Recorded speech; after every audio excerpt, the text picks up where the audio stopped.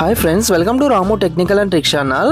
మీరు బ్యాంకుకి వెళ్లకుండానే స్టేట్ బ్యాంక్ ఆఫ్ ఇండియాలో అదేనండి ఎస్బీఐలో ఇంటర్నెట్ బ్యాంకింగ్ కొరకు ఆన్లైన్ ద్వారా మనమే రిజిస్టర్ అయితే అవ్వచ్చు. అందుకోసం మన దగ్గర బ్యాంక్ పాస్బుక్, ఏటీఎం కార్డ్ మరియు బ్యాంకులో రిజిస్టర్ అయిన మొబైల్ నెంబర్ ఉంటే సరిపోతుంది. మనమే నెట్ బ్యాంకింగ్ అయితే యాక్టివేట్ చేసుకోవచ్చు. యాక్టివేట్ చేసుకున్నాక వచ్చే యూజర్ ఐడినే యోనోలో కానీ, యోనో లైట్, ఆన్లైన్ ఎస్బీఐ మూడింట్లో కూడా అదే యూజర్ ఐడితో అయితే మనం అయితే లాగిన్ అయితే అవ్వచ్చు. అయితే దానికి ఏ విధంగా రిజిస్టర్ అవ్వాలో స్టెప్ బై స్టెప్ ప్రాసెస్ మొత్తం కూడా ఈ వీడియోలో అయితే చూపిస్తాను. ఇంకా మన ఛానల్ ఎవరైనా ఫస్ట్ టైం చూస్తున్నట్లయితే సబ్స్క్రైబ్ చేసుకొని ఇటువంటి ఇన్ఫర్మేషన్ని మీ మొబైల్ అయితే మీరైతే పొందొచ్చు.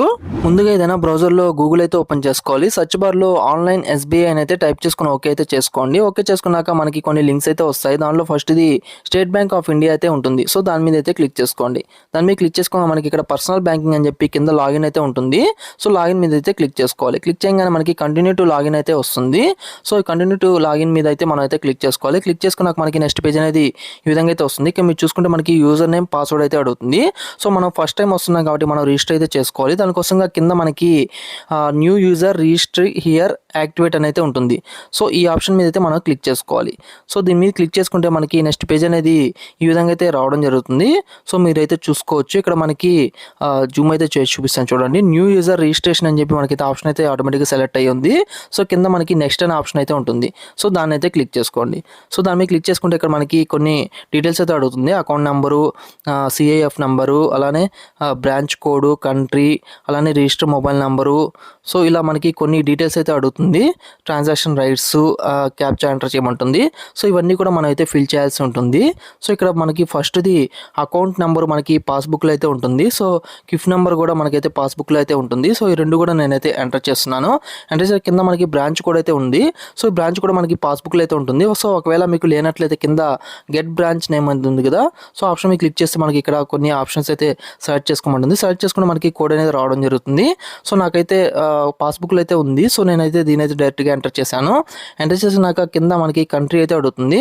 ఇక్కడ కంట్రీ సెలెక్ట్ కంట్రీ మీద క్లిక్ చేసి ఇండియా అయితే సెలెక్ట్ చేసుకోండి. సెలెక్ట్ చేసుకున్న మనకి రిజిస్టర్ మొబైల్ నెంబర్ అయితే అడుగుతుంది. సో మీ బ్యాంకులో ఏదైతే రిజిస్టర్ అయ్యిందో మొబైల్ నెంబర్, ఆ మొబైల్ నెంబర్ అయితే ఇక్కడ ఎంటర్ చేసుకోవాలి. ఎంటర్ చేసుకున్న కింద మనకి ట్రాన్సాక్షన్ రైట్స్ అయితే అడుగుతుంది.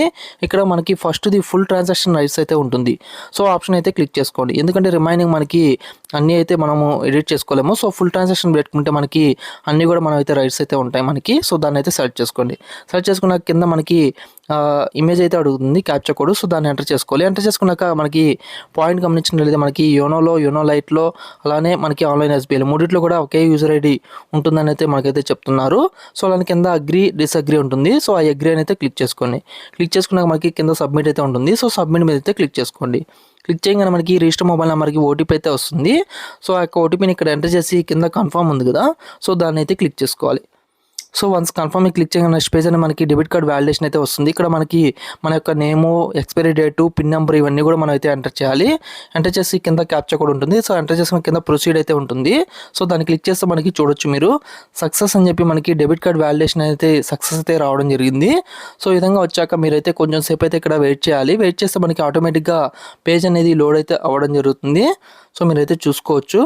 సో నేనైతే వెయిట్ చేస్తున్నాను. వెయిట్ చేసినాక మనకి ఈ పేజ్ అనేది ఆటోమేటిక్గా లోడ్ అయితే అయ్యి ఈ విధంగా అయితే రావడం జరుగుతుంది. ఇక్కడ మనకి యూజర్ నేమ్ అయితే అడుగుతుంది.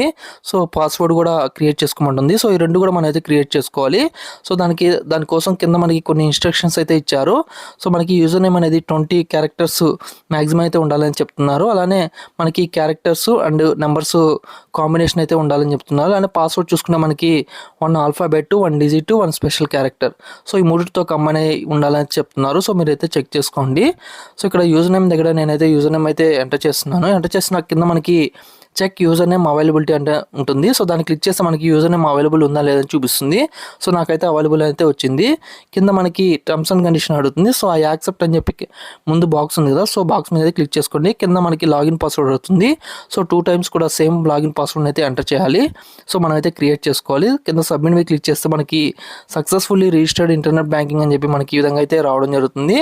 సో మీరైతే చూడొచ్చు. ఇక్కడ క్లోజ్ అయితే ఉంటుంది. సో క్లోజ్ మీద అయితే క్లిక్ చేసుకోండి. క్లిక్ చేసుకున్నాక మనకి కంటిన్యూ టు లాగిన్ అయితే ఉంటుంది. సో దాని మీద క్లిక్ చేస్తే మనకి యూజర్ నేమ్, పాస్వర్డ్, అలానే క్యాప్చా కోడ్ అయితే అంటుంది. ఎంటర్ ఇక్కడ మనం ఏదైతే క్రియేట్ చేసుకున్నామో అవన్నీ ఎంటర్ చేసుకున్నాక కింద లాగిన్ అయితే ఉంటుంది. సో లాగిన్ మీద అయితే క్లిక్ చేసుకోండి. వన్స్ లాగిన్ మీద క్లిక్ చేయగానే మనకి మన యొక్క రిజిస్టర్ మొబైల్ నెంబర్కి ఓటీపీ అయితే వస్తుంది. సో ఆ యొక్క ఓటీపీని ఇక్కడైతే ఎంటర్ చేసుకోవాలి.